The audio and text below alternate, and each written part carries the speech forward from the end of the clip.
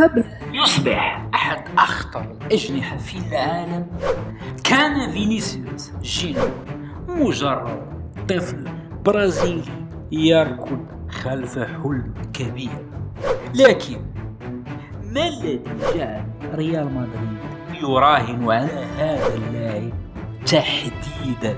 بدأ فينيسيوس ممارسة كرة القدم داخل الصالات في البرازيل، وهناك ظهرت موهبته مبكرا. التحق بعد ذلك بأكاديمية فلامينغو نادي طفولته، وهناك بدأ حلمه الحقيقي في أن يصبح لاعبا محترف. وفي عام 2017 انفجر اسمه بقوة مع منتخب البرازيل تحت 17 عاما.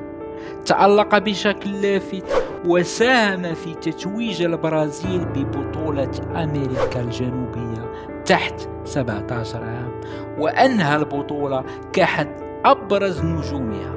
وهنا بدأت الأندية الأوروبية تطرق الباب. ريال مدريد تحرك مبكرا واتفق على ضم الجوهرة البرازيلية، وفي عام 2018 وصل فينيسيوس إلى مدريد بعمر 18 عاما فقط.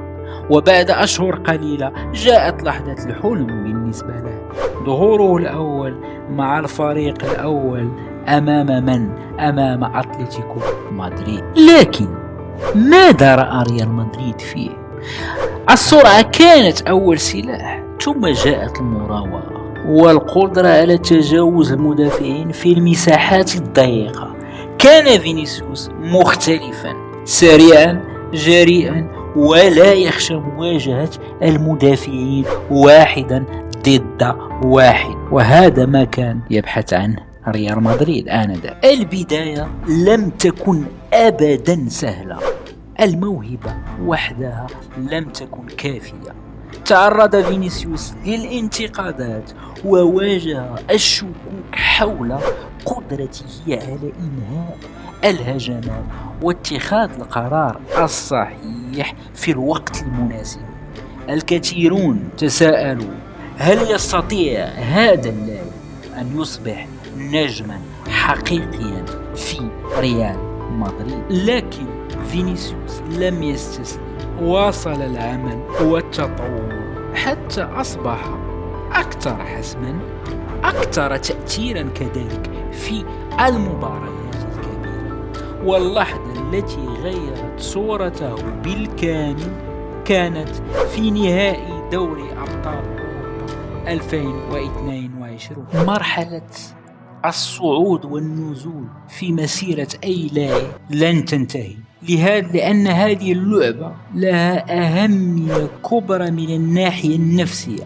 وفينيسيوس تحول من طفل يحلم في البرازيل إلى جوهرة راهن عليها ريال مدريد، ثم إلى أحد أهم نجوم الفريق. السؤال المطروح الآن: هل يستطيع فينيسيوس جونيور أن يصبح أحد أساطير ريال مدريد؟ اكتب رأيك في التعليق، ولا تنسى متابعة كرة ستوري وعمل إعجاب للمزيد من قصص اللاعبين.